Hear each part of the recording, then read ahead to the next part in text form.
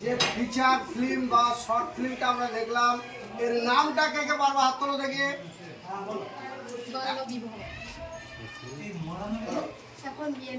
বাহ, তোমার নামটা কেন বলো, কেন নাও তোমার নামটা কি বলো?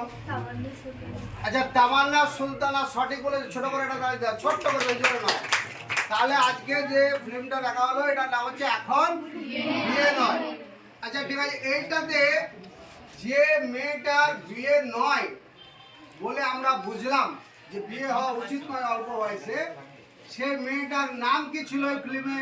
কে পারবে? হ্যাঁ তাহলে তুমি বলো, এখানে তুমি এসো। আচ্ছা ওখান থেকে হবে, ঠিক আছে। তোমার নাম কি? হ্যাঁ, মোহনা মজুমদার। যেন ছোট করে দাঁড়িয়ে দাও, বাস বাস। তাহলে তার নাম ছিল অনন্যা। কি নাম ছিল? আচ্ছা, আর একটা প্রশ্ন করছি আমি তোমাদেরকে, সেটা হচ্ছে যে অনন্যার বাবা আসলে সত্যিকারের বিয়েটা হয়েছিল না সে স্বপ্ন দেখছিল?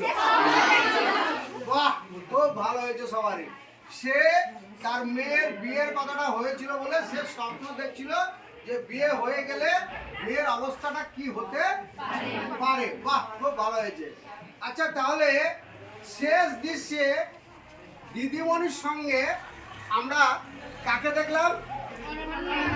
অনন্যাকে দেখলাম। অনন্যার কি দেখাচ্ছিল সে দিদিমণিকে এবং তার বাবাকে? রেজাল্ট। সেখানে তার অসাধারণ ফল হয়েছিল না হয়নি? তাহলে আমাদের ক্লাসের প্রত্যেকে অনন্যার মতো ভালো ফল করতে পারে যদি তাদের বিয়েগুলোকে আমরা কি করতে পারি?